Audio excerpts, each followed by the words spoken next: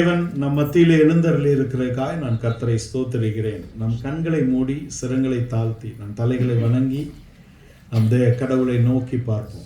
அன்பின் பரலோக பிதாவே, மை துதிக்கிறோம், ஸ்தோத்திரிக்கிறோம். நீ நல்லவர், வல்லவர், பெரியவர், கிருபை இரக்கம் தயவுள்ள தேவனாக இருக்கிறதுக்காய் ஸ்தோத்திரம். இந்த நாளை நாங்கள் நினைக்கவில்லை, இந்த நாள் எங்கள் இருதயத்திலே தோன்றவில்லை. ஆனாலும் ஆண்டவரே, இந்த நாளை காண செய்த உங்களுடைய கிருபைக்காய் மை துதிக்கிறோம். அன்பான அண்ணனையும் சபையையும் அக்காவையும் அவருடைய குடும்பங்களையும் காண தந்த கிருபைக்காய் மை துதிக்கிறோம். இந்த காலை வேளையிலே தேவன் அடியாரை கொண்டு நீர் ஆண்டவரே பேசும். நான் அல்ல, நீரே. என் வார்த்தைகள் ஒன்றும் அல்ல, உடைய வார்த்தைகள் வல்லமை உள்ளவைகள். உடைய வார்த்தைகள் எங்களை உணர்வுள்ளவர்களாக்குகிறது. உடைய வார்த்தைகள் எங்களை உயிர்ப்பிக்கிறது. உடைய வார்த்தைகளை கொண்டு எங்களை சிருஷ்டித்தீர். உடைய வார்த்தையினாலே எங்களை தாங்குகிறீர். இந்த உலகம் உடைய வார்த்தையிலே நிலை பெற்றிருக்கிறது என்று வேதம் சொல்லுகிறது. அந்த வார்த்தையினாலே அடியாரை போஷியும், சபையை போஷியும். ஆண்டவரே, வேண்டிய ஆலோசனைகளால் நிரப்பும், பாதுகாத்து வழிநடத்தும். துவக்கம் முதல் முடிவரை உடைய கரம் பிரசன்ன அபிஷேகம் இருக்கட்டும். பாதுகாத்து வழிநடத்தும். இயேசு கிறிஸ்து இன்ப நாமத்தின் மனத்தால் கேட்கிறோம், நல்ல பிதாவே, ஆமென். அண்ணனுடைய சபை அவர் எப்படி வேதத்திலே தேர்ந்தவராக இருப்பாரோ அதை போல சபையும் இருக்கும் என்று விசுவாசிக்கிறேன், நம்புகிறேன். காரணம், கல்வி என்பது வேறு, வேதம் என்பது வேறு. உலகத்தின் கல்வி என்பது வேறு, உலகத்தின் காரியங்கள் என்பது வேறு, உலகத்தில் ஞானிகள் என்பவர்கள் வேறு, சபை என்பது வேறு. இங்கே நாம் கற்றவர்கள் இருக்கிறோம், கல்லாதவர்கள் இருக்கிறோம். அது விஷயம் அல்ல. தேவன் நம்மை தெரிந்து கொண்டிருக்கிறார். அதுதான் விஷயம். நானும் உலகத்தில் மிகவும் பெரிய கற்றவனோ அப்படியெல்லாம் இல்லைங்களா? யாரும் தேவனுடைய அறிவு என்ற இடத்திலே 34 வருடங்கள் கடுமையாக தோராவை கற்று தீர்க்க தரிசன புஸ்தகங்களை வாசித்து அதை மனனம் செய்து அதை தன்னுடைய சிறைச்சாலையின் வாழ்க்கையிலே திரும்பவும் அதை ஞாபகத்தில் கொண்டு வந்து சபைக்கு ஆலோசனை சொல்லக்கூடிய இடத்தில் இருந்த மிகப்பெரிய அப்போஸ்தலரில் எல்லாரிலும் சிறியவன் என்று சொன்னவன், ஆனால் எல்லாரை விட அதிகமாய் பிரயாசப்பட்டேன் என்று சொன்னவன், அப்போஸ்தலர் எல்லாரை விட அதிகமாய் கற்றவன். ஒரு யூதன் 5 வயது வரைக்கும் தாய்கிட்ட கற்றுக்கிறான். 13 வயது வரைக்கும் தகப்பனிடத்திலே வேதத்தை கற்றுக்கொள்ள வேண்டும். ஒரு தொழிலையும் கற்றுக்கொள்ள வேண்டும். ஒரு நீச்சல் பயிற்சியும் அவன் பெற்றுக்கொள்ள வேண்டும். அது அவர்களுடைய மரபு. அதோடு நின்று விட்டவர்கள் தான் 12 பேர். ஆனால் அதை காட்டிலும் அதிகமாய் படித்தவன் அப்போஸ்தலனாகிய பவுல். 34 வருஷத்துக்கு மேலே படித்தார். கடைசியாக அவருடைய படிப்பு கிறிஸ்துவோட நேரடியாக இருந்தது. ஆனால் கிறிஸ்துவை அறிகிற அறிவுக்காக எல்லாம் குப்பை அப்படின்ட்டார். எல்லாம் குப்பை. அவருடைய கல்வி எல்லாம் குப்பை. அன்றைக்கு இருந்த காலகட்டத்திலே அவன் அடுத்தபடியாக அவன் பிரதான ஆசாரியனாக வருவதற்கு சகல தகுதியும் படைத்தவன். அதனால்தான் யூதர்கள் அவன் மேலே மிகவும் கோபமாக இருந்து அவனை குற்றி கொன்றால்தான் சாப்பிடுவோன்னு ஒரு 10 பேர் நின்னான். அவனை குத்தி கொண்டுட்டு தான் சாப்பிடுவோம், ஏன்னா எங்கள் மார்க்கத்தை இவன் அவமானப்படுத்தி விட்டான், இந்த அளவுக்கு படித்திருக்கிறான், எங்கள் மார்க்கம் இவனை கொண்டு நிற்கும் என்று தேவன் இவனை நிர்ணயித்து கொண்டு வந்தார் என்று நம்பி இருந்தார்கள். அதான் பவுலை குறித்திருந்த மேன்மை. ஆனால் எல்லா மேன்மையும் குப்பைன்ட்டார். அதே போல உலகத்தில் நாம் ஒதுக்கப்பட்டிருக்கலாம், உலகத்தில் நாம் அற்பமாக எண்ணப்படலாம், உலகத்தில் நாம் ஒருவேளை பெரிய கற்றவர்களாக இல்லாமல் இருக்கலாம். ஆனால் நாம் கற்க வேண்டியதை கற்க வேண்டிய காலத்திலே கசடர கற்கக்கூடிய இடத்துல இருக்கிறோம். நாம் கற்றுக்கொள்ள வேண்டியது தேவனை. இந்த முழு வேதத்தை ஒரு வாக்கியத்திலே அடக்க வேண்டும் என்றால் நீங்கள் நானும் தேவனை அறிய வேண்டும், தேவன் நம்மை அறிய வேண்டும் என்பதுதான் இந்த முழு வேதத்தின் சாராம்சம். நாம் தேவனை அறிந்து கொள்ள வேண்டும், தேவனை நாம் அறிய வேண்டும். இப்பொழுதுதான் வந்தேன். அண்ணனுடைய மக அருமையாக பேசுவான். யாழிலிது குழலிலிது என்பர் மழலை சொல் கேளாதவர். அந்த மழலையின் சத்தம் கணீர்னு பேசுவான். எனக்கு முதல் நாள் கேட்டதே இன்றைக்கே ஞாபகம் இருக்கு. கணீர்னு பேசக்கூடிய சொல். அந்த பிள்ளையை நான் பார்த்து, உனக்காக நான் உயிரையே கொடுப்பேன் அப்படின்னா என்ன சொல்லணும்னு நினைக்கிறீங்க? நல்ல ஞானமுள்ள பிள்ளை இல்லையா? என்ன சொல்லும்? சிரிக்கும். அப்படிதானே? நான் அந்த பிள்ளையை அறியாதபடிக்கு, அந்த பிள்ளை என்னை சரியான விதத்தில் புரிந்து கொள்ளாதபடிக்கு நான் அதற்காக ஜீவனை கொடுப்பேன்னு சொன்னால் ஒரு குழந்தை கூட சிரிக்கும் இல்லையா? அப்போ நமக்கு நம்முடைய அன்பிற்கு ஒரு அளவு இருக்கிறது. அன்பிற்கு அளவு இருக்குதா இல்லையா? இருக்கு. என்ன அளவின்படி அன்பை அளக்கிறோம்? சும்மா பேசுவோம். நீங்க பிரசங்கங்கள் நிறைய கேட்டிருப்பீங்க. நான் முதலாவது உங்களோடு பேசி பழகி விடுகிறேன், அதுக்கப்புறமா பிரசங்கங்கள் கேட்கலாம். தேவனுடைய ஆலோசனையும் வார்த்தையும் கண்டிப்பாக வரும். அதுக்கான பீடம் இது. ஆனால் தண்ணீரை லிட்டரில் அளக்கிறோம், தூரத்தை கிலோமீட்டர்லேயும் அளக்கிறோம் இல்லையா? அன்பை எதனால் அளக்க முடியும்? அன்பை எதனால் அளக்க முடியும்? நீங்கள் என்னை அறிவதும் நான் உங்களை அறிவதும் தான் அன்பின் அளவு. நான் அண்ணனை அறியவில்லை என்றால் தைரியமாக குடும்பத்தை கூப்பிட்டுட்டு ராத்திரி புறப்பட்டு வர முடியுமா?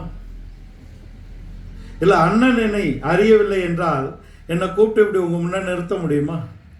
இந்த அன்பிற்கு அளவு இருக்கிறது. தேவனை நாம் அறிந்து கொள்வது தான் அன்புடைய அளவாக இருக்கிறது. இதுதான் விஷயம். தேவனை நாம் எந்த அளவுக்கு அறிந்து கொள்ளுகிறோம்.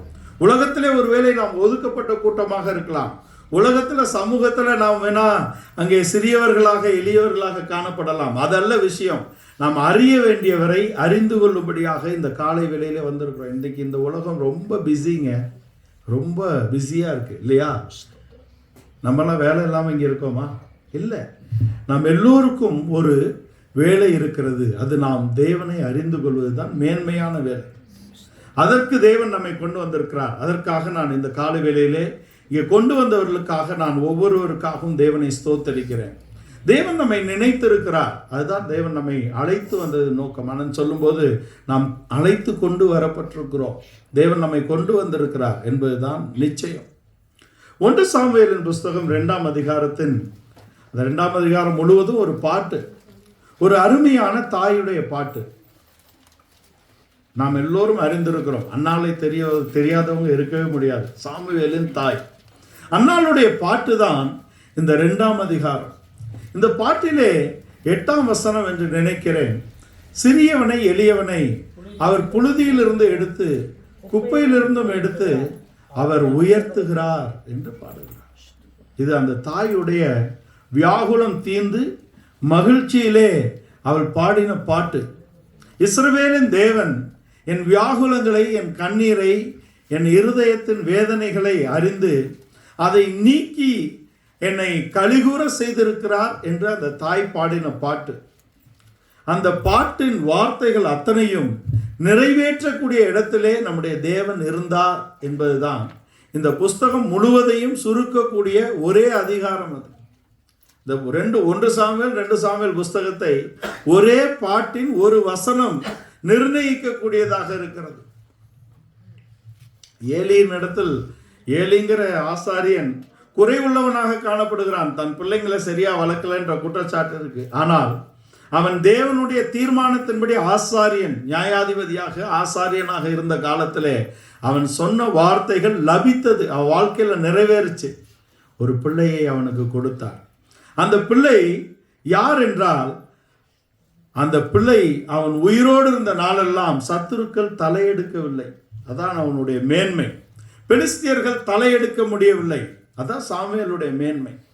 அந்த பிள்ளை பால் மறந்த உடனே அவனை கொண்டு வந்து அந்த ஆலயத்திலே விட்டு விட்டால் அந்த பிள்ளைக்குள் ஒரு மேன்மை இருந்தது. அவன் தேவனுக்கு முன்பாகவும் அங்கே ஏலிக்கு முன்பாகவும் அவன் ஊழியக்காரனாக நின்றான். தேவனுக்கு முன்பாகவும் ஏலிக்கு முன்பாகவும். நாம எல்லோருக்கும் ஒரு ஆவிக்குரிய வாழ்க்கை இருக்கிறது. நம்முடைய ஆவிக்குரிய வாழ்க்கைக்கு 2 பக்கங்கள் கொடுக்கப்படுகிறது. ஒன்று தேவனுக்கு முன்பாக, இன்னொன்று மனிதர்களுக்கு முன்பாக. அதுதான் அண்ணன் சொன்னாங்க, நான் யாருக்கு முன்பாகவாவது நாங்கள் இடரலாக நடந்ததுண்டா? இந்த வார்த்தை என்னை இன்னொரு அண்ணன் சொன்னது. கிறிஸ்துவுக்குள் இன்னொரு மூத்த அண்ணன் சொன்ன வார்த்தை. அப்போஸ்தலனாகிய பவுல் சொல்லுகிறார், நாங்கள் உங்கள் யாருக்காவது இடரல் உண்டாக்கி இருக்கிறோமா? இந்த கொடுக்கப்பட்ட ஊழியத்தை நாங்கள் யாருக்கு முன்பாகவும் இடரல் உண்டாக்காதபடிக்கு, இந்த ஊழியம் அதனுடைய சாட்சி கெடாதபடிக்கு நாங்கள் நடந்திருக்கிறோம்னு 2 கொரிந்தியர் 6 சொல்லி மிகப்பெரிய ஒரு பட்டியலை போடுகிறார். அந்த பட்டியல் தான் எங்களுடைய வாழ்க்கையாக இருக்கிறது. இந்த ஊழியத்துக்கு எங்களுக்கு ஒரு தகுதி இருக்கிறது என்றால், இந்த ஊழியத்தில் எது மேடை? நீங்கள் எல்லாரும் இது மேடை என்று நினைத்தால் எங்களுக்கு அதுதான் மேடை. உங்கள் நிமித்தம் இந்த ஊழியம் இயங்குகிறது. தேவன் உங்கள் நிமித்தம் எங்களை வைத்திருக்கிறார். தேவனுடைய கொடை, தேவனுடைய பரிசு என்பது குமாரன் கிறிஸ்துவை கொடுத்திருக்கிறார் இல்லையா? இயேசு கிறிஸ்துவை நமக்காக கொடுத்தார். ரோமர் 5ஆம் அதிகாரத்திலே 6, 7, 8 வசனங்களிலே நாம் பாவிகளாய் இருக்கும் பொழுது, நாம் அக்கிரமக்காரராய் இருக்கும் பொழுது, நாம் இருதயத்தில் திடனற்றவர்களாய் இருக்கும்போது கிறிஸ்துவை தேவன் நமக்காக கொடுத்ததினாலே அன்பு என்னதென்று அறிந்திருக்கிறோம். அதனால்தான் அன்பு என்னதென்று தெரிந்து கொண்டோம். தேவனுடைய ஈவு என்பது அவருடைய குமாரன். 6 கடைசியிலும் அதான் சொல்லப்பட்டிருக்கிறது. அவருடைய குமாரனை நமக்கு கொடுத்தது கொடை, அதாவது கிஃப்ட். அப்போ குமாரனுடைய கொடை என்ன? ஊழியர்கள். குமாரனுடைய கொடை என்பது ஊழியர்களை அவர் தந்திருக்கிறார். அவருடைய சம்பத்து ஊழியர்கள். அப்போ ஊழியர்களை அவர் சபைக்கு வைத்திருப்பதன் காரணம் என்ன? உங்கள் நிமித்தம் நாங்கள் வைக்கப்பட்டிருக்கிறோம். அதனால்தான் 2 கொரிந்தியர் 3ஆம் அதிகாரத்தின் 5ஆம் 6ஆம் 7ஆம் 8ஆம் வசனங்களிலே ஊழியத்தை அடுக்கிக் கொண்டே வரும்போது சொல்லுகிறார், இதற்கு எங்களை தகுதிப்படுத்துகிறவர் தேவனே. எங்களுக்கு தகுதி ஒன்றும் இல்லை, எங்களை தகுதிப்படுத்தினவர் தேவன். இந்த தகுதி சாமுவேலுக்குள் பரிபூர்ணமாக இருந்தது. சாமுவேல் இன்னும் பிள்ளையாண்டான், சின்ன பையன்தான். கொண்டு வந்து நிறுத்தினால் அவனுடைய ஊழியம் மகிமையாக இருந்ததுக்கு காரணம், அவன் தேவனுக்கு முன்பாகவும் ஆசாரியனுக்கு முன்பாகவும் அவன் செவ்வையாக ஊழியம் செய்தான். நீங்கள் தேவனுக்கு உண்மையாக இருக்கிறது போல உங்கள் ஊழியரோடு நீங்கள் இருக்க வேண்டும். தேவனை விசுவாசிக்க வேண்டும், ஊழியரில் அன்பு கூற வேண்டும் என்ற ஒரு கோட்பாட்டை வேதம் நமக்கு கொடுக்குது. நீங்க யாரை விசுவாசிக்கணும்? தேவனை விசுவாசிக்க வேண்டும். நீங்கள் யாரில் அன்பு கூற வேண்டும்? ஊழியரில் அன்பு கூற வேண்டும். இதுதான் நமக்கு கொடுக்கப்பட்ட பகுதி. நம்முடைய வாழ்க்கையில் பகுதியில் நாம் ஊழியர்களில் அன்பு கூற வேண்டும், தேவனை விசுவாசிக்க வேண்டும் என்ற 2 பகுதி.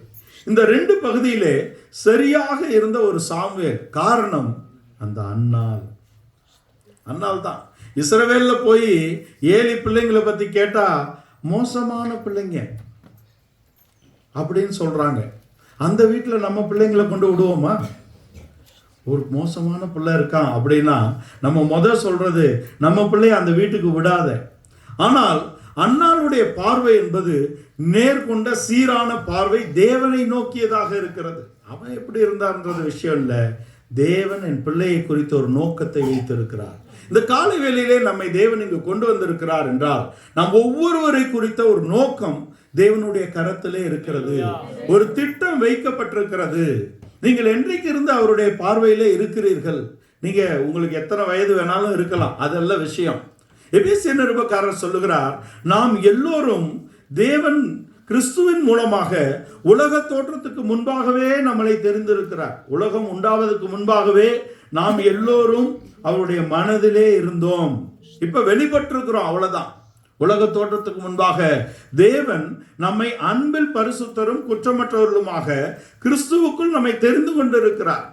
நம்மள அன்பில் பரிசுத்தம். நம்முடைய பரிசுத்த வாழ்க்கை என்பது வெளிப்படையானது மாத்திரமல்ல, உள்ளான ஜீவியத்திலும் இருக்க வேண்டும் என்பதற்கு இந்த சாமுவேல் ஒரு எடுத்துக்காட்டு. அவன் சணல் நூல் ஏப்போத்தை தரித்தவனாக தேவனுக்கு முன்பாக ஊழியம் செய்கிறான். அது என்னன்னா 2 பக்கம். ஒன்று உள்ளான பரிசுத்தம். உள்ளான பரிசுத்தம் என்பது தேவனுக்கு முன்பாக நம்முடைய வாழ்க்கை. வெளிப்படையான இடரலற்ற வாழ்க்கை என்பது மனிதர்களோடு நாம் இருக்கக்கூடிய தன்மை, நம்மை காண்கிறவர்கள் கிறிஸ்துவை காணக்கூடிய தன்மை. இதுதான் சாமுவேல். சாமுவேலுடைய ஊழியத்தின் ஆரம்பத்தையும் சாமுவேலுடைய ஊழியத்தின் முடிவையும் நம்ம தெரிஞ்சுக்கணும். சாமுவேலுடைய ஊழியத்தின் ஆரம்பம் என்பது பிரச்சனையான ஒரு காலகட்டத்தில் அவனுடைய ஊழியம். பிரச்சனையான ஒரு காலகட்டம். இஸ்ரவேலர்கள் அங்க பலி செலுத்த வரதே பிரச்சனைன்னு நினைச்சாங்க. ஏலி பிள்ளைங்க இருக்கிற இடத்துக்கு வரதே பிரச்சனைன்னு நினைச்சாங்க. இப்ப ஏலி பெற்ற பிள்ளைகளே இப்படி வச்சிருக்கிறாரே, ஏலி வளர்த்த சாமுவேலை எப்படி நினைப்பாங்க? அதுதான் அவனுடைய ஊழியத்துடைய ஆரம்பம். பிரச்சனைகள் மிகுந்த இடத்துல நாம் தேவனை நோக்கி பார்க்க கற்றுக்கொள்ள வேண்டும். அதுதான் சாமுவேலுடைய விஷயம். அவன் தேவன் அழைத்த போது அவன் ஏலியோடு இருந்த உறவிலே அதை உறுதிப்படுத்தி கொண்டான். நான் எப்பொழுதும் என் ஐக்கியத்தில் இருக்கிறவங்களுக்கு சொல்றது, கர்த்தர் பேசினார் அப்படின்னு ஒருத்தர் வந்தா அவன் ஊழியரிடத்தில் அதை உறுதிப்படுத்தி கொள்ள வேண்டும். என் வாழ்க்கையின் திட்டத்தை உறுதிப்படுத்தி கொள்ளக்கூடிய ஒரு அனாயிண்டிங், ஒரு அபிஷேகத்தை தேவன் நடத்திப்புக்கு கொடுத்திருக்கிறார். நடத்தக்கூடிய ஊழியர்களுக்கு கொடுத்திருக்கிறார். உங்க எல்லாரும் இங்க இருக்கிறீங்க, ஒரு 50 பேருக்கு மேல இருக்கீங்க இல்லையா? உங்கள் ஆத்துமாவுக்கு யார் உத்தரவாதம்? தேவன் உத்தரவாதம். எங்க ஆத்துமாவுக்கு தேவன் உத்தரவாதம்ன்றவங்க சத்தமா ஒரு அல்லேலூயா சொல்லுங்க. அல்லேலூயா. உங்க யாரையும் தேவன் பொறுப்பேற்றுக்க மாட்டார். நான் சொல்றேன், நீங்க நேரடியா போனா உங்க யாரையும் பொறுப்பேற்றுக்க மாட்டாரு இதே கடவுள். ஏன் தெரியுங்களா? ஏன் நான் சொல்லிடுறேன், கொஞ்சம் அவுட் ஆஃப் சிலபஸ் மாதிரி இருந்தாலும் சொல்லிடலாம். நமக்கு முன்னாடி முதல் அவர் அன்பினால் சிருஷ்டித்த மனிதன் ஆதாம் இல்லையா? அவனுக்கு அவர் பொறுப்பை ஏற்றுக்கிட்டாரா முழுவதும்? இல்லை இல்லையா? இல்லை. முழுவதும் அவருக்கு ஆதாமுடைய பிரச்சனைக்கு முழுவதும் பொறுப்பேற்க யார் வந்தது? யார் வந்தார்? இயேசு வந்திருக்கிறார். இயேசு வந்தார். இயேசு என்னவாக வந்தார்? பிந்தின ஆதாம் அல்ல, பிந்தின மனிதனாக வந்தார். ஆனால் அவர் தாவீதின் கோத்திரத்தில் ராஜாவா பிறக்கணும்னு விரும்பினாங்க. அவர் ஆசாரியனாக வந்ததினால்தான் ஆதாமுடைய பிரச்சனைகளுக்கு பொறுப்பேற்க முடிந்தது. எபிரேய நிருபக்காரர் 13ஆம் அதிகாரத்தின் 17ஆம் வசனத்தில் சொல்றாரு, உங்கள் ஆத்துமாவுக்கு உத்தரவாதம் பண்ணுகிறவர்கள் ஊழியர்கள். உங்கள் ஆத்துமாவுக்கு யார் உத்தரவாதம்? ஆமா, உங்கள் ஆத்துமாவுக்கு தேவன் நேரடியான உத்தரவாதம் கொடுக்கிறது இல்லை. அதற்கு தான் தலையாகிய கிறிஸ்துவை சரீரமாகிய சபை அடைந்து கொள்ள வேண்டும். அடையணுமா இல்லையா? அதுதானே மொத்த வேதம் சொல்லுது. எபேசியர்ல எல்லா கல்யாணத்திலும் வாசிக்கிறாங்க, அன்பு கூறுறாரு. மனைவி கணவன் அன்பு கூறுகிறது போல அன்பு கூறுறாரு. சபை அவருடைய தலையை அடைந்து கொள்ள வேண்டும். நடுவில் ஒன்று இருக்கே, தலையும் சரீரமும் இணையறதுக்கு நடுவில் என்ன இருக்கு? கழுத்து இல்லைன்னு வைங்களேன், அந்த தலையும் சரீரமும் ஒரே இடத்தில் இருந்தாலும் ஜீவனை பெற முடியாது. ஜீவனை பெற முடியுமா? முடியாது. அதை இணைக்கக்கூடிய யோபு பரிசுத்தவான் சொல்லுகிறார், என் பிரச்சனைகளை புரிந்து கொண்டு எனக்காக தேவனிடத்தில் பரிந்து பேச ஒருவர் இருந்தால் நலமாயிருக்கும்னு சொல்றார் யோபு. அது யாரு? அது இயேசு. உங்களுக்காக எனக்காக அவர் வெளிப்பட்டிருக்கிறார். ஆதாமின் பிரச்சனை 5:14 எபிரேயர்ல, அங்கே ரோமர் 5:14 ஆதாம் முதல் மோசே வரைக்கும் பாவம் செய்யாதவனு மரித்து இருக்கிறான். ஏன்? ஆசாரியன் வெளிப்படவில்லை, ஊழியம் வெளிப்படவில்லை. அதான் பிரச்சனை. இந்த சாமுவேலுடைய ஊழியம் என்பது அபிஷேகம் பண்ணப்பட்ட நல்ல ஊழியம். அவனுடைய ஊழியத்தின் ஆரம்பம் எப்படி இருக்கிறது? அவனுடைய ஊழியத்தின் முடிவு பகுதியிலே அவன் 2 பேரை அபிஷேகம் பண்ணுகிறதை பார்த்து இந்த நாளில் முடித்தரலாம். சரிங்களா? 2 பேரை அவனுடைய ஊழியத்திலே அவன் அபிஷேகம் பண்ணுகிறான். பழைய ஏற்பாட்டில் 2 பேர் அபிஷேகம் பண்ணுவாங்க. ஒன்று ஆசாரியனை அபிஷேகம் பண்ணுவார்கள், இன்னொன்று ராஜாக்களை அபிஷேகம் பண்ணுவார்கள். ராஜாவை அபிஷேகம் பண்ணினாலும் அது ஆசாரியனுடைய அபிஷேகத்தை வந்து எட்ட முடியாது. அப்படிங்கிறது தான் ஆசாரியனுடைய அபிஷேகமாக இருக்கிறது. இந்த அபிஷேகம் தான் இந்த சாமுவேல் பெற்றிருக்கிறார். இவரு ஒரு ராஜாவை முதலாவது அபிஷேகம் பண்ணுகிறார். அவன் யார்? அவனும் சிறியவன் தான், அவனும் எளியவனாக இருக்கிறவன் தான். 1 சாமுவேல் 15ஆம் அதிகாரத்திலே அதன் 17ஆம் வசனத்தில் என்று நினைக்கிறேன், 17 நீ சிறியவனாக இருந்தபோது அல்லவா அவர் இஸ்ரவேலின் மேல் ராஜாவாக இருக்கிறதுக்கு உன்னை தெரிந்து கொண்டார் என்று எழுதுகிறார். 17 வாசி. அப்பொழுது சாமுவேல், நீர் உம்முடைய பார்வைக்கு சிறியவனாய் இருந்த உம்முடைய பார்வைக்கு நீ சிறியவனாக இருந்த போதுல உன்னை ராஜாவாக்குனாரு. நீ யாரு? நீ பெஞ்சமின் கோத்திரத்துல நான் ஒரு ஆள் இல்லைங்க, எங்க அப்பா ஒரு ஆள் இல்லை. இவர் சவுலை பத்தி பேசுறேன் நான். சவுல் என்று முதல் ராஜா இஸ்ரவேலுக்கு. அவரு வாயில சொன்னது என்ன? பெஞ்சமின் கோத்திரம் ஒரு கோத்திரம், அங்க 12 கோத்திரத்துல எங்க அப்பா ஒரு ஆளா? கீசு ஒரு மரியாதை இல்லையே. அவர் மகன்ல நான் யாருங்க? கழுதைக்கு பின்ன வந்திருக்கேங்க, என் வேலையா வந்தேன். என்ன நீங்க ராஜா வாக்குறீங்களா? அவனுடைய தாழ்மை எல்லாம் வாயில தான் இருந்ததே தவிர வாழ்க்கையில இல்லை. நம்முடைய வாழ்க்கையில் ஆவிக்குரியவர்கள் என்று சொல்லக்கூடிய நாம் பெருமை இருந்தால் உலகத்துல பெருமையா இருக்கவன நம்ம கண்டுபிடிச்சிடலாம். ஆனால் ஆவிக்குரிய பெருமையை நாம் கண்டுபிடிப்பது கடினம்.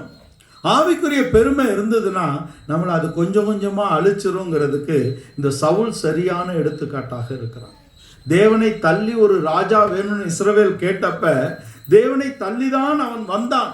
ஓசியா 13ஆம் அதிகாரத்திலே 11ஆம் வசனத்திலே நான் கோபத்திலே கொடுத்தேன், உக்கிரத்திலே அவனை எடுத்துக்கொண்டேன்னு தேவன் சொல்றார். கோபத்திலே கொடுத்து உக்கிரத்திலே எடுத்தார். ஆனாலும் நம்முடைய தேவன் நீதியுள்ள தேவன். அவன் தேவனையே தள்ளி வந்தா கூட அவனுக்கு சரியான சந்தர்ப்பம் தருகிறார். 2 சந்தர்ப்பத்தை அவனுக்கு தருகிறார். அதை நம்ம பார்க்கணும். 2 சந்தர்ப்பத்தை சவுலுக்கு கொடுக்கிறார். முதல் சந்தர்ப்பம் 12ஆம் அதிகாரம் 1 சாமுவேல் 12ஆம் அதிகாரத்தில் அவன் பெலிஸ்தியர்களை அழிக்கும்படியாக அவனுக்கு ஒரு சந்தர்ப்பத்தை ஏற்படுத்தி கொடுக்கிறார். அதுல அவனை போய் காத்திருக்க சொல்லுகிறார். ஒரு ஆவிக்குரியவன் காத்திருக்கக்கூடியவனாக இருக்க வேண்டும். கர்த்தருக்கு காத்திருக்கிறவர்கள், இந்த வசனம் தெரியாத கிறிஸ்தவர்களே இருக்க முடியாது. கர்த்தருக்கு காத்திருக்கிறவர்கள் புதுபலன் அடைந்து கழுகுகளைப் போல சட்டைகளை விரித்து உயரத்தில் எழும்புவார்கள். அந்த காத்திருப்பது என்ற சொல்லுக்கு மூல பாஷையிலே கொடுக்கப்பட்ட சொல்லுடைய அர்த்தம் பின்னி பிணைந்திருப்பது. அந்த நூலை, அந்த கயிறை திரிப்பாங்க பார்த்திருக்கீங்களா, அப்படி பின்னி இருப்பது. கர்த்தருக்கு காத்திருப்பது என்பது கர்த்தரை பிடித்து கொண்டிருப்பது. யாக்கோபு பிடித்து கொண்டானே, ஐயா விட்டா போதுன்றார், அவரு விடமாட்டேன் என்கிறான். அதை போல அவரை பிடித்து கொண்டு காத்திருக்கக்கூடிய அனுபவம். ஆனால் இவனை காத்திருக்கும்படியாக சொல்லுகிறார் சாமுவேல். இவனை ராஜாவாக்கி அங்கே ஒரு யுத்தத்திலே அங்கே அவன் போகக்கூடிய இடத்துல காத்திரியா 7 நாள் காத்திரு என்று சொல்லுகிறார். 7 நாள்னு சொன்னா ஊழியக்காரன் 7ஆவது நாள் கண்டிப்பா வரணுமா இல்லையா? வரணும். ஆனா சாமுவேல் வருவாரா? வரமாட்டார். ஏனென்றால் அவர் தன் சொல்லை காட்டிலும் தேவனுடைய சொல்லுக்கு மரியாதையும் மதிப்பும் ஜீவனையும் கொடுக்கக்கூடிய ஒரு மனிதன். சாமுவேல் கர்த்தர் சொன்னால்தான் வருவார் என்று சாமுவேலால் அபிஷேகம் பண்ணப்பட்ட இந்த ராஜா அறிந்திருக்க வேண்டும். 7 நாள் ஆகிவிட்டது. ஜனங்கள் என்னை வலுவி போகிறார்கள், என்னை விட்டு சத்துருக்கள் நெருக்கிறாங்க, அதனால் நானே துணிந்து பலியிட்டேன் என்று சொல்லுகிறான். நான் துணிந்து பலியிட்டேன். 15ஆம் அதிகாரத்தின் 12ஆம் வசனத்துல நான் துணிந்து பலியிடுகிறேன் என்று சொல்லுகிறான். 13ஆம் வசனத்துல நீங்க வர லேட் ஆயிடுச்சு, நான் அதனால துணிந்தேன். தாழ்மை இருக்கிறவன் துணிவானா? தாழ்மை இருப்பவன் துணிவானா? துணிய மாட்டான். ஆவிக்குரியவன் துணிய முடியுமா? துணிய மாட்டான். இவன் வாயினாலேயே சொல்லுகிறான், நீர் வருகிறதுக்கு தாமதமாகி விட்டது, நான் துணிந்து பலியிட்டேன். என்ன தைரியம்? அபிஷேகம் பண்ணப்பட்ட தைரியம். ஆனால் தேவனுடைய அபிஷேகத்திலே வித்தியாசம் இருக்கிறது ராஜாவுக்கும் ஆசாரியனுக்கும். ராஜா சமூகத்துல பெரிய ஆளா இருக்கலாம், பதவியில பெரிய ஆளா இருக்கலாம், உட்கார சிங்காசனத்தில் பெரியவன் போல் காணப்படலாம். ஆனால் பெரியவன் யாரு? ஆசாரியன் தான் பெரியவன். நீ துணிந்து ஆசாரியனுடைய ஊழியத்தில் கை போடலாமா? நீ யார் பலி செலுத்த? ராஜாவாக அபிஷேகம் பண்ணப்பட்டவன் ராஜாவாக இருக்க வேண்டும் இல்லையா? பேதுரு அப்போஸ்தலன் 1 பேதுரு 2ஆம் அதிகாரத்தின் 9ஆம் வசனம் என்று நினைக்கிறேன். அவர் சொல்லுகிறார், நாம் எல்லோரும் ராஜாக்களும் ஆசாரியருமாக நாம் வந்திருக்கிறோம். எதுக்கு? இருளில் இருந்து நம்மளை கொண்டு வந்தாரே, அவருடைய புண்ணியங்களை அறிவிக்கும்படியாக நாம் தெரிந்து கொள்ளப்பட்டிருக்கிற ஜாதியாக இருக்கிறோம். ஆசாரிய ஜாதி, ராஜாக்கள். ஆனால் நாம் எல்லோரும் ராஜாக்களாக வந்த நாம் எல்லோரும் ஆசாரியராகிவிட முடியுமா? முடியும். நம்ம எல்லாருக்கும் ஊழியம் இருக்கிறது இல்லையா? ஊழியம் இருக்குதா இல்லையா? பாடுபடுகிறவன் ஆளுகை செய்வான் அப்படின்னு வசனம் இருக்கு. ஆனா வசனம் தெளிவா இருக்கு, அவரோட பாடுபட்டால் அவரோட ஆளுகை செய்வீர்கள். பாடுபட்டால் ஆளுகை செய்வீர்கள்னா நம்மளை விட கடினமா வேலை செய்யறோம் உலகத்திலயும் இருக்கா இல்லையா? அவரோடு பாடுபட்டால் தான் அவரோடு ஆளுகை செய்ய முடியும். நீங்க எல்லாரும் ஆளக்கூடிய ராஜாக்கள் இன்றைக்கு சமூகத்தில் இல்லை. 2 உலகம் இருக்கிறது. தேவன் உண்டாக்கின உலகம், இன்றைக்கு இருக்கக்கூடிய உலகம். 2த்துக்கு வித்தியாசம் இருக்கு. இன்றைக்கு இருக்கக்கூடிய உலகம் இச்சையினால் உண்டான உலகம். அதுக்கும் தேவனுக்கும் சம்பந்தம் இல்லை, அதற்கும் தேவனுடைய மனிதனுக்கும் சம்பந்தம் இல்லை. நாம் இருக்கக்கூடிய உலகம் வித்தியாசமான உலகம் இல்லையா? நாம் இந்திய ராஜ்யத்துக்குள் இருக்கிறோமா இல்லையா? இருக்கிறோம். எத்தனை பேர் இருக்கிறோம்? சரீர பிரகாரமாக இந்தியாவின் ராஜ்யத்துக்குள் இருக்கிறோம். ஆனால் உண்மையாக நாம் எந்த ராஜ்யத்துக்குள் இருக்கிறோம்? தேவனுடைய ராஜ்யம். சரியா சொல்லணும். நம்ம இப்போ நீங்கள் வந்துட்டீங்கன்னு வைங்களேன், ஒரு நாட்டை விட்டு இன்னொரு நாட்டுக்கு போறீங்கன்னா உங்கள் நாட்டுக்கான காரியங்களை சரியாக காட்டினால்தான் வெளியே விடுவாங்க இல்லாட்டி பிடிச்சி உள்ள வச்சிருவாங்க இல்லையா? அப்போ உங்க நாட்டு பேரை ஒழுங்கா சொல்லணும் இல்லையா? நீங்க எந்த ராஜ்யத்துக்குரியவர்கள்? இல்லை, அன்பின் குமாரனின் ராஜ்யத்துக்குள்ளே இருக்கிறீர்கள். அப்பதான் நீங்க தேவ ராஜ்யத்தை அடைய முடியும். இப்ப எங்க இருக்கீங்க? அன்பின் குமாரனின் ராஜ்யம். எது அது? சபை. சபை. இங்கே உங்களுக்கு ஆளுகை கொடுக்கப்பட்டிருக்கிறது. அப்ப நீங்க எங்க பாடுபடணும்? தோட்டத்திலையா, வீட்டுலையா, வேலை ஸ்தலத்திலையா? அது படுகிறோம் சரீரத்தின்படி. ஆனால் இங்கே நீங்கள் படக்கூடிய பாடுகள் ஆவிக்குரிய ரீதியிலே கணக்கிடப்படுகிறது. அதை நீங்க தெரிஞ்சுக்கணும். இங்கே நீங்கள் பாடுபடும் போது நீங்கள் மேற்கொள்ள முடியாத பாவங்கள் இருக்குல்ல வாழ்க்கையில, இருக்கா இல்லையா? பாவம்னா என்ன சொல்வீங்க? நான் முன்ன அப்படி இருந்தேன் இப்படி இருந்தேன் அதெல்லாம் நம்ம சொல்றோம். அது ஒரு பக்கம்.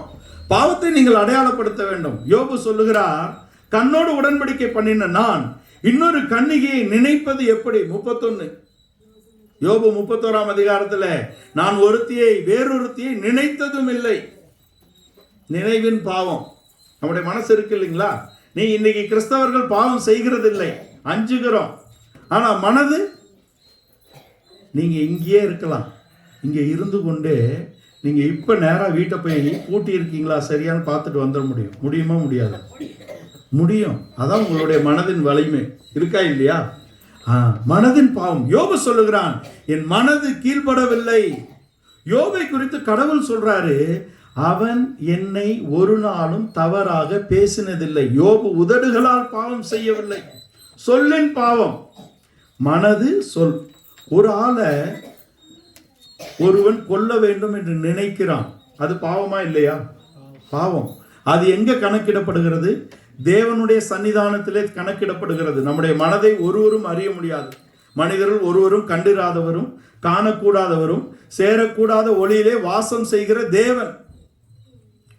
1 தீமோத்தேயு 6 சொல்றார் கடைசி பகுதியில், மனிதர்கள் ஒருவரும் காணாத தேவன். தேவனுடைய சாயலும் ரூபத்திலும் சிருஷ்டிக்கப்பட்ட உங்களுடைய மனதை ஒருவரும் பார்க்க முடியாது. ஆமா தானே? பிதாவாகிய தேவன் எப்படி காண முடியாதவராக காணக்கூடாதவராக இருக்கிறாரோ அதை போல அவருடைய சாயல் ரூபத்தில் சிருஷ்டிக்கப்பட்ட உங்களுடைய ஒரு பகுதியை ஒருவராலும் காண முடியாது, உங்களுடைய மனது. அப்போ உங்க மனதை நீங்கள் கீழ்ப்படுத்த வேண்டும். சொல்லு. ஒரு ஆள் ஒருவனை கொல்ல வேண்டும் என்று நினைத்தால் கணக்கிடப்படுகிறது. சொன்னா விடுவாங்களா? பிடிச்சு கொடுத்துருவாங்க. கொன்னா விடுவாங்களா? பிடிச்சு கொடுத்துருவாங்க.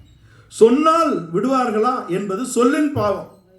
கொன்றால் விடுவார்களா என்பது செயலின் பாவம். இப்ப யோபுடைய வாழ்க்கையில 2 பாவம் இல்லை. அவன் மனதிலே இல்லை, வாயிலையும் கெட்டது வரல அப்படின்னு. 3வது ஒரு பரிசுத்தவான் அங்கே விற்கப்பட்டிருக்கிறான் எகிப்தில். போத்திபாரின் வீட்டில் இருக்கிறார் யோசேப்பு. இந்த பாவத்துக்கு நான் உடன்படுவது எப்படி? இது எல்லாத்தையும் ஒரே கூட்டாக ஒரே கட்டாக கொண்டு வந்து அப்போஸ்தலனாகிய பவுல் சொல்லுகிறார், பாவத்துக்கு மரித்த நான் அதிலே பிழைப்பது எப்படி? பாவத்துக்கு நம்ம மரித்து விட வேண்டும். நீங்கள் மரித்தால்தான் கிறிஸ்து உங்களிலே உயிர் பெற முடியும். நீங்கள் மரித்து விட வேண்டும். அதுதான் ஞானஸ்தானத்தின் உடன்படிக்கையிலே நீங்கள் பெற்றுக்கொள்ளுகிறீர்கள். நீங்க நீதி உண்டாக கடவுள் தான் எனக்காக மரித்தார், என் பாவங்களுக்காக மரித்தார் நீங்க நினைத்தீர்கள், நீதிமான்கள் ஆனீர்கள். நீதி உண்டாக இருதயத்திலே விசுவாசிக்கப்படும், ரட்சிப்பு உண்டாக வாயினாலே அறிக்கை செய்யப்படும். நீங்க இருதயத்தில் விசுவாசித்து வாயில அறிக்கை செய்து வந்துட்டீங்க. மூழ்கி ஞானஸ்தானம் எடுத்தவர்கள் இருக்கிறீங்க. உடன்படிக்கை, கிறிஸ்துவுக்குள் ஒரே உடன்படிக்கையாக வருகிறீர்கள். இனி நான் அல்ல, கிறிஸ்துவே. அடுத்தது அவருடைய ஆவியை உங்கள் இருதயங்களே ஊற்றுகிறார். அதான் அன்பு. இந்த பகுதியை தான் நம்ம கொண்டு வரோம்.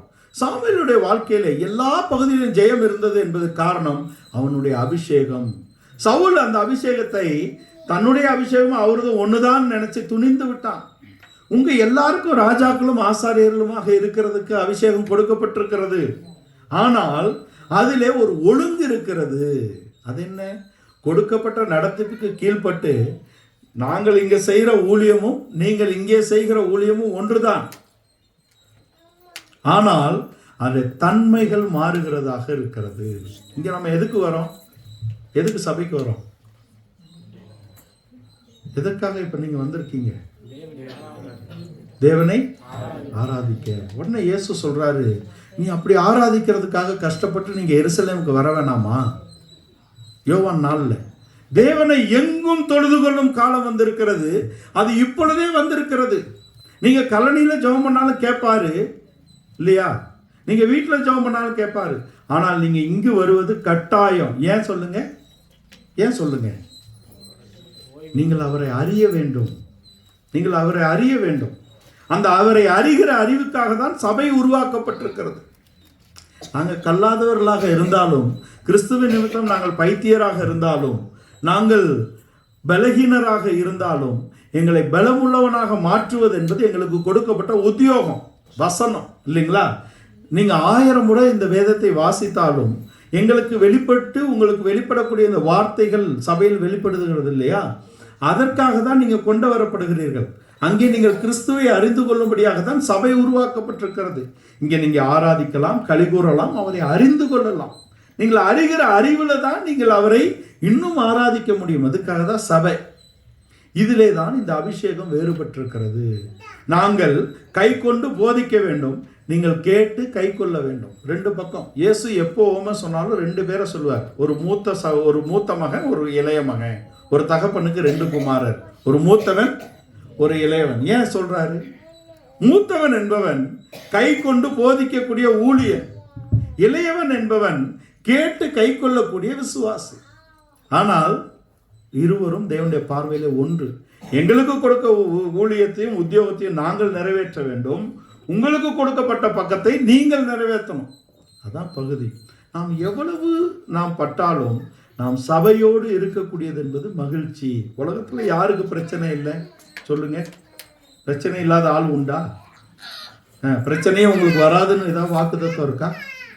எனக்கு தெரிந்து இல்லை. உலகத்துல உங்களுக்கு உபத்திரவம் உண்டு, ஆனாலும் திடன் கொள்ளுங்கள், நான் உலகத்தை ஜெயித்தேன். கிறிஸ்துவோடு நாம் பாடுகளிலே தைரியமாக இருக்கும்படி அழைக்கப்பட்டிருக்கிறோம் இல்லையா? பிரச்சனைகள் மாறும். எப்போ? நீங்க பலன் கொண்டு, கிறிஸ்துவில் பலன் கொண்டு நீங்கள் எதிர்க்க துணிகரம் கொள்ளும் போது. சத்துருவை எதிர்க்க துணிகரம் வரலாம், கிறிஸ்துவுக்குள் அந்த துணிவு. ஆனால் நாம் துணிகரம் கொண்டு நமக்கு அடாதவைகளிலே போகக்கூடாது. இந்த சவுலுக்கு ஒரு துணிகரம் வந்து விட்டது. அதுக்கு தான் இவ்வளவு தூரம் போனோம். இந்த சவுல் ஆவிக்குரியவன் என்று சொல்லுகிறான், அவன் கீழ்ப்படியக்கூடியவன் என்று சொல்லுகிறான், தாழ்மையுள்ளவன் என்று சொல்லுகிறான். ஆனால் அவனுக்குள் துணிகரம் வந்து விட்டது. அவன் துணிகரம் வந்ததுனால அவனுடைய சிங்காசனம் பறிபோய் விட்டது. 1 சாமுவேல் 12 அவனுடைய சிங்காசனம் அவனை விட்டு போயிடுச்சு. இன்னும் 2 துணிகரம் கொண்டவர்களை நான் உங்களுக்கு காண்பிக்கும்படியாக விரும்புகிறேன். முதலாவது சவுல் இங்க சொல்றாரு, நான் துணிந்து பலியிட்டேன். உடனே சாமுவேல் சொல்றாரு, புத்தீனமாய் செய்தீர், உன்னுடைய இடத்துக்கு இன்னொருவனை தேவன் கொண்டு வருவார். இந்த சொன்னார்ல ஒரு வார்த்தை, என்னுடைய விசுவாசத்தின்படி இந்த வார்த்தை சொல்லும் அன்றைக்கு தான் அங்கே தாவீது அவன் தாயின் கருவிலே போடப்படுகிறான். அதுக்கு சான்றாக அங்கே அப்போஸ்தலர் நடவடிக்கைகள் 13ஆம் அதிகாரத்தின் 21, 22 வசனங்கள்ல அவனுக்கு ராஜ்யபாரம் கொடுத்து 40 வருஷம் அவர் பொறுமையா இருக்கிறார். இவன் வளர்ந்தேறி வரும்படியாக அவர் காத்திருக்கிறார். அதான் விஷயம். துணிவு இருந்தால் நம்முடைய வாழ்க்கையை, ஆவிக்குரிய வாழ்க்கையை நாம் இழந்து விடுவோம். நம்முடைய ஸ்தானத்தை நாம் இழந்துருவோம். துணிகரம் இருக்கக்கூடாது நம்முடைய வாழ்க்கையில. சவுல் துணிகரமாக இருந்து இதை செய்து தன் சிங்காசனத்தை இழந்து போகிறான். உசியா, ஊசா, இன்னும் 2 பேரை காட்டுறேன்.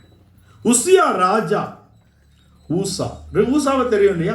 தாவீது அங்கே எருசலேமுக்கு பெட்டியை கொண்டு வரணும், தான் இருக்க இடத்துக்கு தேவனுடைய பெட்டியை கொண்டு வரணும்னு அங்கே மாட்டு வண்டியில பெட்டியை வச்சு, தேவனுடைய பெட்டியை வைத்து கொண்டு வரக்கூடிய இடத்துல மாடு மிரண்டு, வண்டி பிறண்டு பெட்டி கீழே விழுகிற இடத்துல ஊசா என்பவன் அதை போய் தொடுகிறான். துணிந்து என்றுதான் அங்கேயே எழுதப்பட்டிருக்கு. அவன் துணிந்து பெட்டியை தொட்டான், அவன் அடிபட்டு போய் அங்கேயே மரித்தான். துணிகரம் இருக்கக்கூடாது. பெட்டி விழுந்தா உனக்கு என்ன? அதை சுமக்க அவர் அங்கே பகுதி பகுதியாக ஆசாரிய வர்க்கத்திலே அவர் பிரித்து ஆள் வச்சிருக்கிறாரு. அதனால்தான் தாவீது தெளிவாக சொல்லுகிறான், எனக்கு அடாத காரியத்திலும் எனக்கு மிஞ்சின கருமங்களிலும் நான் ஒரு நாளும் தலையிடுறது இல்லைங்க. இதுதான் தாழ்மை. அதுதான் உண்மையான அபிஷேகமும் தாழ்மையும். ஊசா துணிந்து போய் பெட்டியை தொட்டான். உசியா ராஜா அங்கே அவன் பலப்பட்ட போது என்று எழுதியிருக்கிறது. 2 அவன் பலப்பட்ட போது 12ஆம் வசனம் என்று நினைக்கிறேன். அவன் பலப்பட்ட போது, ராஜாவா இருந்தவன் ஆவிக்குரிய விஷயத்துல பலப்பட்ட உடனே ஒரு துணிகரம் வந்துடும். இன்றைக்கும் செய்கிறார்கள். அழைப்பு இருக்கிறதா? தேவன் நம்ம இங்க போக சொன்னாரா, நம்மை செய்ய சொன்னாரான்னு கேட்கறது இல்லை. இன்றைக்கு எத்தனையோ பேர் காணாமல் போனதுக்கு அதுதான் காரணம். எத்தனையோ வல்லமையாக ஊழியம் செய்தவர்கள் ஒரு 20 வருடத்துக்குள் நீங்கள் கணக்கு பண்ண, அண்ணன் ரொம்ப காலமா இருக்காங்க, வரலாற்றை, கிறிஸ்தவ வரலாற்றை பார்த்தால் அநேகர் காணாமல் போனது காரணம் தங்கள் அடாததிலும் தேவன் சொல்லாததிலும் தலையிட்டு காணாமல் போனவர்கள். உசியா பலப்பட்ட போது துணிகரமாக போய் ஆசாரியர்கள் தூபம் காட்டக்கூடிய இடத்துல போகிறான். எவ்வளவு துணிகரம்! நீ ராஜா தான் இருந்துக்கோ, ஆனால் ஆலயத்தின் காரியத்தில் தேவன் ஒழுங்குகளை வைத்திருக்கிறார். சகலமும் ஒரே ஒழுங்காயும் கிரமமாயும் என்று அப்போஸ்தலனாகிய பவுல் சொல்றார். ஒழுங்கு கிரமம் தாங்க முக்கியம். ஒழுங்கு இல்லாதபடிக்கு எப்படி வாழ்ந்தாலும் நீங்கள் தேவனுடைய ராஜ்யத்துக்குள் போவீர்கள் என்று ஒரு வஞ்சகமான உபதேசம் இன்றைக்கு கிறிஸ்தவத்தில் பரவி கொண்டிருக்கிறது. அதுக்கு 3 கேட்டகரி சொல்றேன். அந்த உபதேசத்துக்கு இந்த 3 கேட்டகரி இருந்தால் போயிடலாம். நீங்கள் எப்படி வாழ்ந்தாலும் பரலோகம் போயிடலான்னு இப்போ ஒரு கிறிஸ்தவம் வாழ்ந்து வருகிறது, உபதேசிக்கப்பட்டு வருகிறது. அதுக்கு ஒரு 3 தகுதி நான் சொல்லித்தரேன். அது இருந்தால் நம்ம போயிடலாம். அந்த முதல் தகுதி, நீங்கள் ஆதாமுக்கு முன்பாக சிருஷ்டிக்கப்பட்டிருக்க வேண்டும். 2வது தகுதி, நீங்கள் இஸ்ரவேல் ஜனங்களை விட முக்கியமான ஜனங்களாக இருக்கணும். 3வது மிகப்பெரிய தகுதி, இயேசு கிறிஸ்துன்னு தேவகுமாரன் இருக்கார் இல்லையா, அவரை விட நீங்கள் முக்கியமான ஆளாக இருக்கணும். அவர் ஆதாமை விட்டு வைக்கவில்லை, தோட்டத்தை விட்டு விரட்டிட்டார். அவனுக்கு கிருபை, இரக்கம் கிடைத்தது. தோளுடை கொடுத்தார், தோட்டம் கொடுத்தாரா? தோட்டம் அவனுக்கு திரும்ப கிடைக்கவில்லை. இஸ்ரவேல் ஜனங்களை என் ஜனம், என் குமாரன், என் சேஷபுத்திரன், அவனை விடுதலையாக்குன்னு கொண்டு வந்து அவனுக்கு ஒரு தேசத்தை கொடுத்தார். முதல்ல தோரா கொடுத்தார், வேதம் கொடுத்தார். முதல்ல கொண்டு வந்து சீனாயிலே பிரமாணங்களை கொடுத்தார். எத்தனை பிரமாணம் கொடுத்தாரு? 10. 613 கட்டளைகளை கொடுத்தார். 613 கட்டளை. அது அப்படியே ஒரு சுருக்கிறார். 6 + 1 + 3 10. 10 கொத்தா கொடுத்துட்டார். கொடுத்து தேசத்தையும் கொடுத்தார். ஆனால் என்ன பண்ணாங்க? இழந்து போனாங்க. ஒரே கட்டா கட்டி அசீரியர் கையில கொடுத்து அனுப்பி விட்டார். இன்னைக்கு வரைக்கும் திரும்பலைங்க. 12 கோத்திரத்தில் 3 கோத்திரம் தான் அந்த நிலப்பரப்பிலே இருந்ததாக வரலாற்றை வைத்திருக்கிறதே தவிர மீதி 10 கோத்திரத்துக்கு அட்ரஸே இல்லை. ஏன் இல்லை? தேவனை விட்டு வழிவிலகி போனார்கள். தங்கள் துணிகரங்களிலே போனார்கள். துணிவு கொண்டாங்க. அதான் விஷயம். துணிவு நம்முடைய வாழ்க்கையில் இருந்தால் அட்ரஸ் இல்லாமல் போயிடும். இஸ்ரவேலை விட்டு வைக்கவில்லை, தம்முடைய சொந்த குமாரனையும் அவர் விட்டு வைக்கவில்லை. உலகத்தின் முழு பாவமும் அவர் மேல் சுமத்தப்பட்ட போது அவர் குமாரனை பலியாக கொடுத்தாரு இல்லையா? என்னை ஏன் கைவிட்டீர் ஐயா, கைவிட்டுட்டீரா அப்படின்னு கதறல. ஏன் கைவிட்டீர்? காரணம், அந்த குமாரனை விட பெரிய ஆளா நம்ம? இஸ்ரவேலை விட முக்கியமான ஆட்களா? இஸ்ரவேலுக்கு இருக்கக்கூடிய மேன்மை, நாம் ஆவிக்குரிய இஸ்ரவேலர்களாக கொண்டு வரப்படுகிறோம். பவுல் அதான் சொல்றாரு, அவங்களையே தள்ளி நம்மளை கொண்டு வந்தார்னு நினைக்க கூடாது. நம்மளை கொண்டு அவர்களை கொண்டு வரும்படியான சித்தத்தை அவர் தலைகீழ இப்ப கொண்டு வருகிறார். அதற்கு காரணம், நாம் எண்ணமற்றவர்களாக இருந்தோம். நம்மளை நினைக்க யாரும் இல்லை பூமியில. அப்படிதான் இருந்தோம். அப்படித்தானே நம்மளை கொண்டு வந்தாரு. இதை தான் சவுலுக்கு சொல்ல நாம் வாசிக்க கேட்டோம். நீ சிறியவனாக இருந்தபோது அல்லவாப்பா ராஜாவா கொண்டு வந்தாரு. நீ இப்படி துணிந்து இதை செய்யலாமா? அவனுடைய சிங்காசனம் போய்விட்டு, சிங்காசனம் போனாலும் ஒரு சான்ஸ் தராரு. 15ஆம் அதிகாரத்தின் முதல் வசனம் சொல்லுது, இஸ்ரவேலின் ராஜாவாகும்படி உன்னை அபிஷேகம் பண்ணினாரே. உன் ஸ்தானத்தை நீ இழந்தாலும் இன்னும் தேவன் கிருபையாக உன் அபிஷேகத்தை எடுத்து போடவில்லை. இப்பொழுது ஒன்று சொய், அமலேக்கை நீ பூமியில் இராதபடிக்கு அழித்து போடு. அமலேக்குக்கும் இஸ்ரவேலுக்கும் பிரச்சனை. அமலேக்கை நான் மனதில் வைத்திருக்கிறேன். அமலேக்கு செய்தது என் இருதயத்தை வியாகுலப்படுத்தி இருக்கிறது, என் ஜனத்துக்கு விரோதமாக. அமலேக்கை நீ அழின்னு ஒரு டாஸ்க் வச்சா, அங்க போய் எல்லாத்தையும் அழிச்சிட்டேன். சாமுவேல் வரும்போது எல்லாம் முடிந்ததா? எல்லாம் முடிந்ததையா, எல்லாம் அழிச்சாச்சு. அப்ப ஆடு மாடு சத்தம், ஐயா பலிக்கு வைத்திருக்கிறேன் ஐயா, ஃபர்ஸ்ட் கிளாஸ் செகண்ட் கிளாஸ் எடுத்து வச்சிருக்கிறேன் அப்படின்ற. ஃபர்ஸ்ட் கிளாஸ் செகண்ட் கிளாஸ் எடுத்து வச்சிருக்கார். அப்ப அழி முற்றிலும் அழின்னு சொன்னா தேர்ட் கிளாஸ் எல்லாம் அழிச்சிருக்கிறார், சரியில்லாததெல்லாம் அழிச்சு. இவர் யாரு நிக்கிறாருன்னு கேட்டா, எதிரி ராஜாங்க, தேவன் கொல்ல சொன்னாரே அவரு தான். ஏன்பா நீ உயிரோட வச்ச? என்கிட்ட ரொம்ப அன்பா பேசினாரு, சகோதரன்னு சொன்னாரு. இரக்கம். தேவன் எதை விட சொல்லுகிறாரோ, யாரை விட சொல்லுகிறாரோ அதை அப்பொழுதே அவர்களை விட்டுவிட வேண்டும். தேவனை விட பாசம் வரும் நமக்கு சில சமயம், தேவனை விட இரக்கம் வரும் சில சமயம். இரக்கத்தில் ஐஸ்வர்யம் உள்ள தேவன் இஸ்ரவேலுக்கு அவர் தேசத்தை கொடுக்கும்போது, உன் எதிரிகளை உன் கையில் கொடுக்கும் பொழுது இரக்கம் பார்க்காம அழி. நமக்கு எழுத்தின்படி இல்லை, நமக்கு சுபாவங்களிலே அதை கொண்டு வருகிறார், நம்முடைய வாழ்க்கையில கொண்டு வரார். தேவனுக்கு பிடிக்காத காரியங்கள் இருந்தால் அதுக்கு இடம் கொடுக்காதபடிக்கு அழிக்க வேண்டும். இவன் ராஜாங்க, இவன் கையில கத்தி இருக்கு.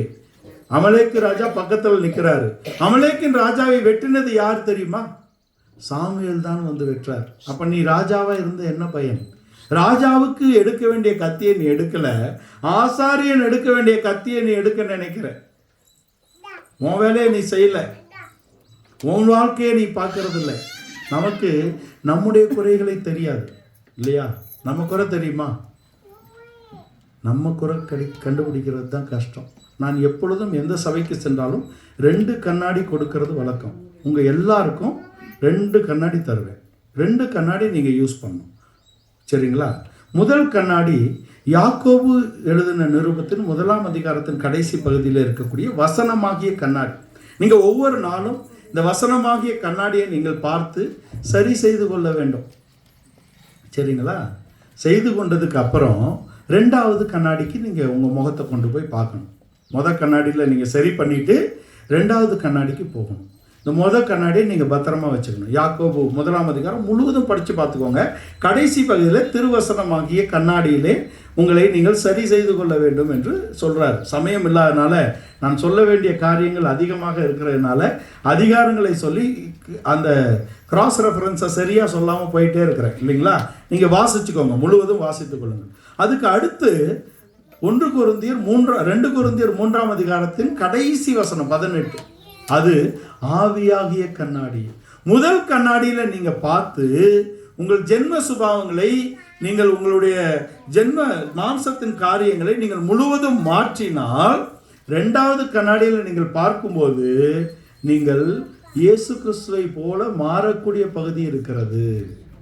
2 பக்கம். முதல் கண்ணாடியிலே நம்முடைய பழைய மனிதன், பாவ மனிதன், புறம்பான மனிதனை நாம் அழிக்க வேண்டும். அப்பதான் உள்ளான மனிதனிலே நாம் நாளுக்கு நாள் பலப்பட்டு எப்படி வர முடியும்? அவரை போல. யோவான் அப்போஸ்தலன் சொல்லுகிறார், பிரியமானவர்களே, நாம் இப்பொழுது இப்படி இருக்கிறோம், எப்படி இருப்போம் நமக்கு தெரியாது. ஆனால் ஒன்று நிச்சயம், அவர் வருகிறார். அவர் எவ்வளமாக இருக்கிறாரோ அப்படியே நாமும் வெளிப்படுவோம். அதான் நம்பிக்கை. இதுதான் இருக்க வேண்டும். ஒரு ஆவிக்குரியவன் துணிகரம் கொள்ளலாமா? அவன் தாழ்மையை தரித்திருக்க வேண்டும்.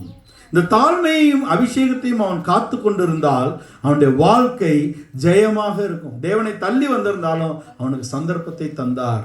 பிலிப்பியருக்கு எழுதின நிருபம் 2ஆம் அதிகாரத்தின் 5, 6, 7, 8 வசனங்களிலே நம்முடைய கர்த்தராகிய இயேசு கிறிஸ்து எல்லாவற்றையும் தொடர்ந்து கீழே வந்திருக்கிறார். ஒரு மலையாள பாட்டு இருக்கிறது, தாதண்ட மடியும் தெய்வ சிம்மாசனமும் தூதன்மாருடைய சிஷ்டமுஷையும் இழந்து.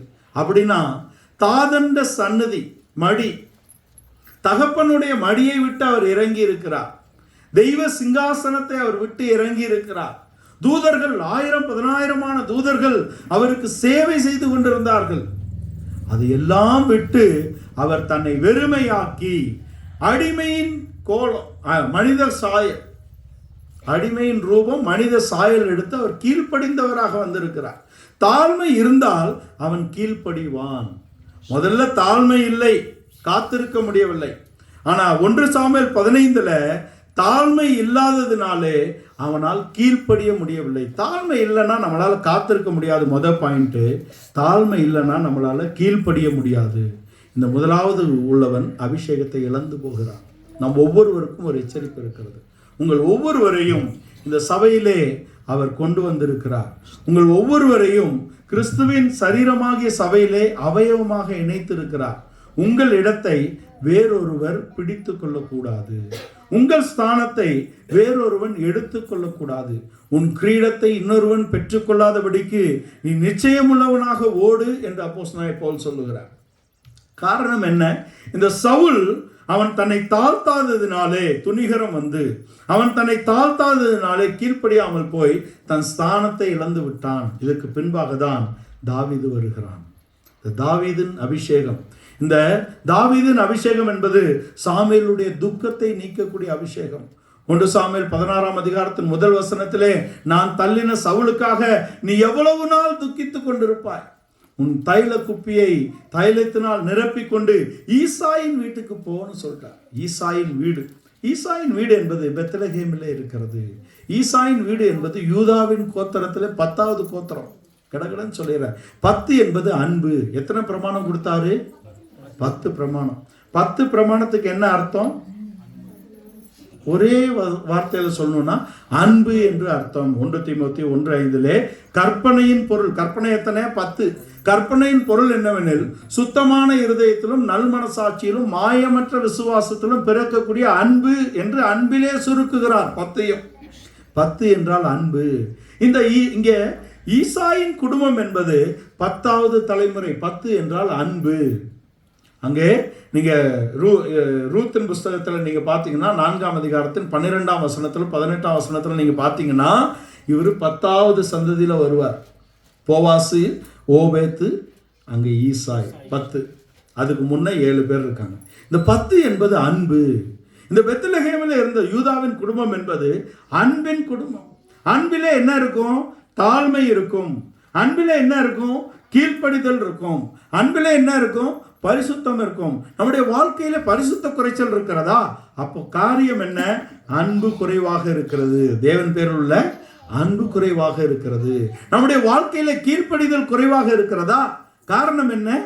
அன்பு குறைவாக இருக்கிறது. நம் வாழ்க்கையிலே நாம் தேவனுடைய காரியத்துக்காக காத்திருக்க முடியவில்லையா? என்ன குறைவு? அன்புதான் குறைவாக இருக்கிறது. இந்த அன்புல எது குறைவாக இருக்கிறது காரணம்? இந்த அன்பு குறைவாக இருக்கிறது காரணம் என்ன தெரியுமா? என்ன சொல்லுங்க? அறிவு. அறிவுதான். நிறைவானது வரும்போது குறைவானது ஒளிந்து போகும். 1 கொரிந்தியர் 13 சொல்றார், நிறைவானது வரும்போது குறைவானது ஒளிந்து போகும். நம்முடைய அறிவு தான் குறைவுள்ளது. நமக்கு ஏதோ தெரியுது இல்ல, அதான் பிரச்சனை. நமக்கு எதுவும் தெரியலன்னா பிரச்சனை இல்லை. இந்த கிறிஸ்தவ வாழ்க்கையை, ஆவிக்குரிய கிறிஸ்தவ வாழ்க்கையை ஜெயமா வாழணும்னா நாம் நல்ல குருடனாக இருக்க வேண்டும்.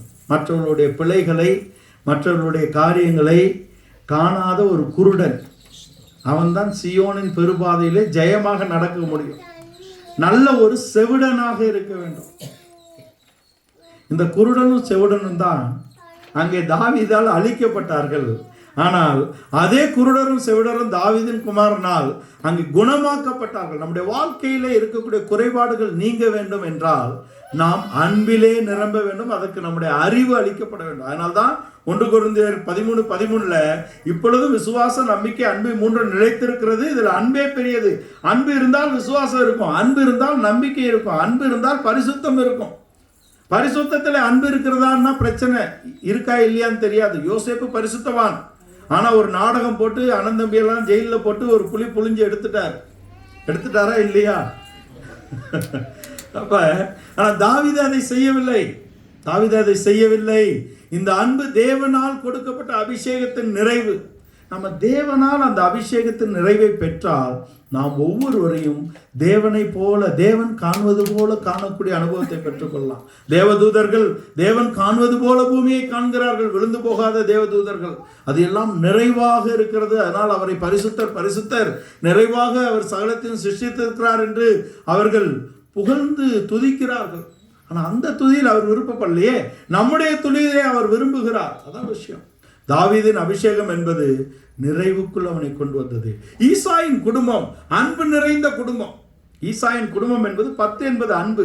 அன்பின் ஆழம், அன்பின் நீளம், அன்பின் அகலம், அன்பின் உயரம் என்னது என்பதை நாம் அறிந்து கொள்ள வல்லவர்களாக இருக்க வேண்டும் என்று எபேசியர் நிருபக்காரர் சொல்லுகிறார் 3ஆம் அதிகாரத்தில். தேவனுடைய அன்பின் ஆழம், அகலம், நீளம், உயரம் என்ன என்பதை நீங்களும் நானும் அறிந்து கொள்ள வேணும்னு தேவன் நினைக்கிறார். அந்த அன்புக்கு ஒரு ஆழம் இருக்கிறது, அந்த அன்புக்கு ஒரு உயரம் இருக்கிறது, அந்த அன்புக்கு ஒரு நீளம் இருக்கிறது, அந்த அன்பிற்கு ஒரு அகலம் இருக்கிறது. இந்த அன்பின் ஆழம், அகலம், நீளம், உயரத்துக்கு என்ன அளவு? 10. 10க்கு 10, 10க்கு 10. இந்த 10 முழ அகலம், 10 முழ நீளம், 10 முழ உயரம் 10 முழ ஆழம் என்பது மகா பரிசுத்த ஸ்தலத்தின் அளவு. மகா பரிசுத்த ஸ்தலத்துக்குள்ள ஒரு ஆசாரியன் தான் போக முடியும். புரியுதுங்களா? அண்ணனை நீங்கள் எடுத்துக்கோங்க, அவருடைய சுபாவம் இன்றைக்கு எப்படி இருக்கிறதோ தெரியாது. என்னை நீங்கள் எடுத்துக்கோங்க, எங்களுடைய சுபாவம் எப்படி இருக்கிறதோ தெரியாது. ஆனால் இன்றைக்கு கிறிஸ்துவின் சபையை அன்பு கூறுகிறோம் என்றால் அது நாங்களா? அல்ல. கிறிஸ்துவின் அன்பு எங்களை நெருக்கி ஏவுகிறது. கிறிஸ்துவின் சிந்தை எங்களுக்கு கையளிக்கப்பட்டிருக்கிறது. நான் இதை செய்ய மாட்டேன், அவர் அதை செய்ய முடியாது. கிறிஸ்துவின் சிந்தை எங்களுக்கு கொடுக்கப்பட்டிருக்கிறது. அவருடைய சிந்தையை அறிந்தவன் யார்? அவருக்கு ஆலோசனை தரும்படி ஒருவன் இருக்க முடியுமா? முடியாது. எங்களுக்கோ கிறிஸ்துவின் சிந்தை கையளிக்கப்பட்டிருக்கிறது. கிறிஸ்துவின் சிந்தை இல்லாட்டி நாங்கள் ஏன் உங்களை சுமக்க வேண்டும்? கிறிஸ்துவின் அன்பு நெருக்கி ஏகாவிட்டால் நாங்கள் எப்படி உங்களை சகிக்க முடியும்? முடியாதே. கிறிஸ்துவின் அன்பு என்பது என்ன? யூதாசை சகித்ததா? பேதுருவையும் சகித்திருக்கிறார், யூதாசையும் சகித்திருக்கிறார், யூதர்களையும் சகித்திருக்கிறார். யூதர்களை சகிப்பது சுலபம். அவன் ஆரம்பத்திலிருந்தே அவரை எதிர்த்து கொண்டு தான் இருக்கிறான். ஆனால் யூதாசை சகித்தாரே, பேதுருவை சகித்தாரே, அதுதான் அந்த அன்பு.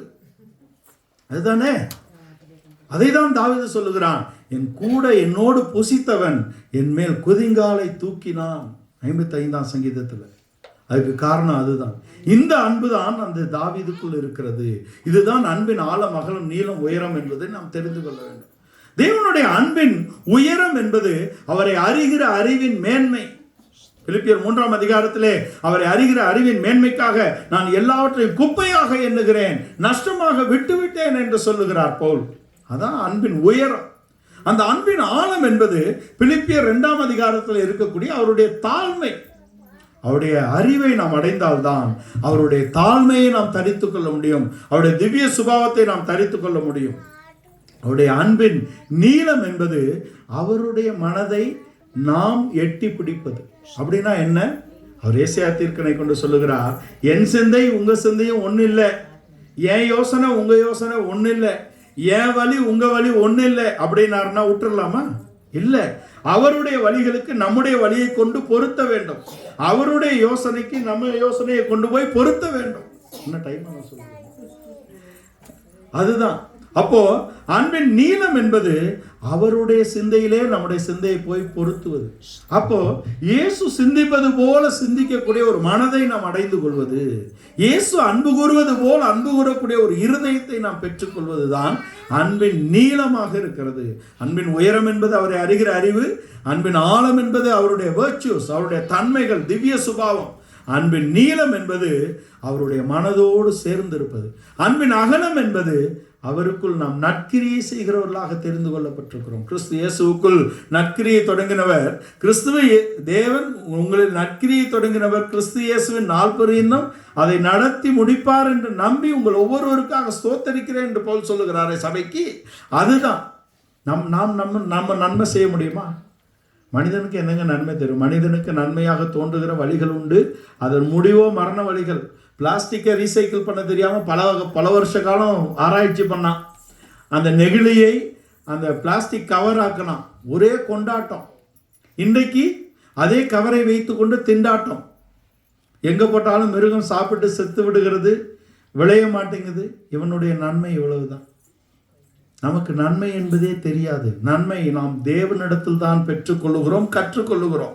அவருடைய நன்மை, இந்த அன்பின் ஆழம், அகலம், நீளம், உயரம் என்ற இடத்தில் தான் இந்த தாவீது வருகிறான். இந்த தாவீதுக்கு ஒரு அபிஷேகம், வீட்டில் பெரிய விருந்து, தேசத்திலேயே பெரிய ஆள் வந்திருக்கிறாரு. ஆனா தாவீது அங்கே அழைக்கப்படவில்லை. சிறியவன், எளியவன், மறக்கப்பட்டவன். நீங்களும் நானும் இந்த சமூகத்திலே சிறியவர்கள், எளியவர்கள், மறக்கப்பட்டவர்களாக இருக்கிற சமூகத்தால் அது பிரச்சனை இல்லை. கர்த்தர் நம்மை நினைத்திருக்கிறார். அதான் உண்மை. அருமையான வசனம். நம் தாழ்வில் நம்மை நினைத்தவரை துதியுங்கள். தாழ்மையிலே நினைத்திருக்கிறார். எப்படி சவுலை தாழ்மையிலிருந்து தூக்கி எடுத்தாரோ, கழுதைக்கு பின்னாடி வந்தவனை ராஜாவாக்குனாரு. இங்கே கொஞ்சம் ஆடுகளுக்கு பின்பாக இருக்கிறவனை ராஜாவாக்குகிறார். இவன் அவருடைய இருதயத்துக்கு ஏற்றவன். 1 சாமுவேல் அதே அந்த அதிகாரத்தில் 15-16ஆம் அதிகாரத்தில் நீங்கள் வாசித்தால், அங்கே 16ஆம் அதிகாரத்தில் இவனை அபிஷேகம் பண்ண வந்த இடத்துல 7ஆம் வசனத்தில் அவங்க அண்ணன்க எல்லாரையும் ரிஜெக்ட் பண்ணிட்டாரு. எல்லாம் பெரிய பராக்கிரமசாலிகள். அவர் சொல்றாரு, நீங்க முகத்தை பார்க்கிறீர்கள், அவனுடைய சரீரத்தின் தோற்றத்தை பார்க்கிறாய், நான் பார்க்கிறபடி பார் சாமுவேல்.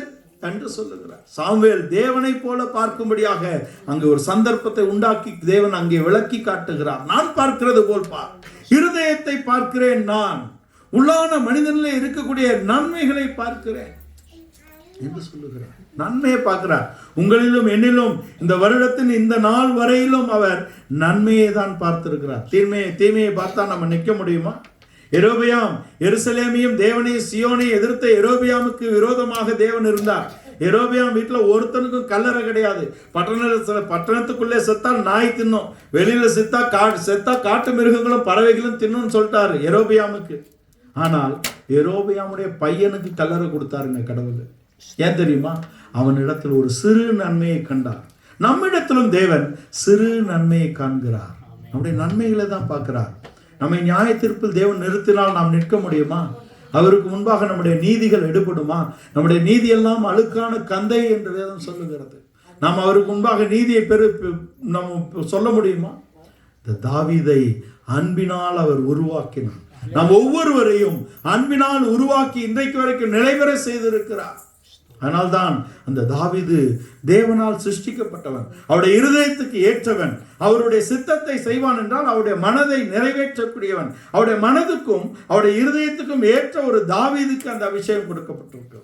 இன்றைக்கு இந்த இடத்திலே வந்திருக்க நமக்கு இந்த சத்தியம் சொல்லப்படுகிறது. ஒருவேளை நான் சொல்லுகிறது உங்களுக்கு, நான் பேசுகிற விதம் உங்களுக்கு சரியாக எடுக்கிறதா என்று தெரியாது, புரிகிறதா என்று தெரியாது. ஆனால் ஒன்று, the message what I am conveying, நான் உங்களிடத்தில் சொல்லக்கூடிய கருப்பொருள் என்பது தேவன் இந்த வருடத்தின் கடைசியிலே உங்களோடு பேசக்கூடிய வார்த்தையாக இருக்கிறது. உங்கள் மனதை தேவனுடைய மனதோடு பொருத்துங்கள். உங்கள் இருதயத்தை தேவனுடைய இருதயத்தோடு பொருத்தக்கூடிய ஒரு அனுபவத்தை நீங்கள் பெற்றுக்கொள்ளுங்கள். தேவனுடைய அன்பு பரிசுத்தாவின் மூலமாய் நம்முடைய இருதயத்திலே ஊற்றப்பட்டிருக்கிறது. அந்த நம்பிக்கை நம்மை வெட்கப்படுத்தாது என்று ரோமர் 5:5 சொல்றாரே, சுவிசேஷத்தின் நம்பிக்கையினாலே உங்களை அழைத்து கொண்டு வந்த தேவன் அபிஷேகத்தின் நம்பிக்கையிலே உங்களை நிலைவேற செய்திருக்கிறார். நீங்கள் உயிர்த்தெழுதலின் நம்பிக்கைக்கு வர வேண்டும்.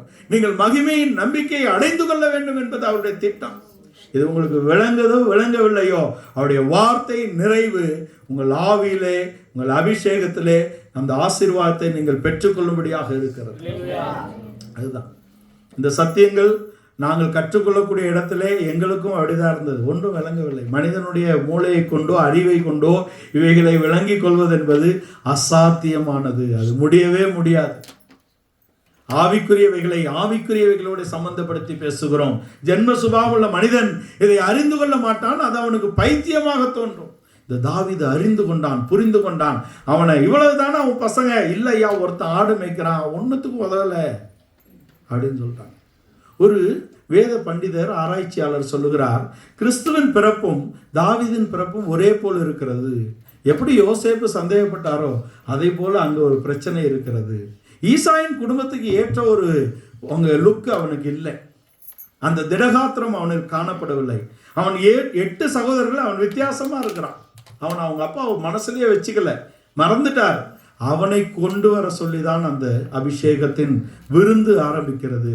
சகோதரரின் நடுவே அபிஷேகம் பண்ணினார். நாம் எங்கே புறக்கணிக்கப்பட்டோமோ அங்கே நாம் உயர்த்தப்படுவோம். அதுதான் கிறிஸ்துவின் மேன்மை. எங்கே நாம் உதாசீனப்படுத்தப்படுகிறோமோ அங்கே நாம் முக்கியத்துவப்படுத்தப்படுவோம் தேவனாலே. இந்த சகோதரர்கள் அவனை எங்கடா வந்த ஆடு எங்க, அவனை அவமானப்படுத்தினார்கள், தள்ளினார்கள். தகப்பனும் மறந்து விட்டான். ஆனால் தேவன் மறக்கவில்லை. யார் வேண்டுமானால் நம்மை மறந்து விடலாம். இந்த வருடத்தின் கடைசி 2023 வரை, கடைசி இந்த நாள் வரையிலும் இன்னும் ஒரு வாரம் இருக்கு. அது நம்மை புதிய வருடத்துக்குள் கொண்டு போகிறது.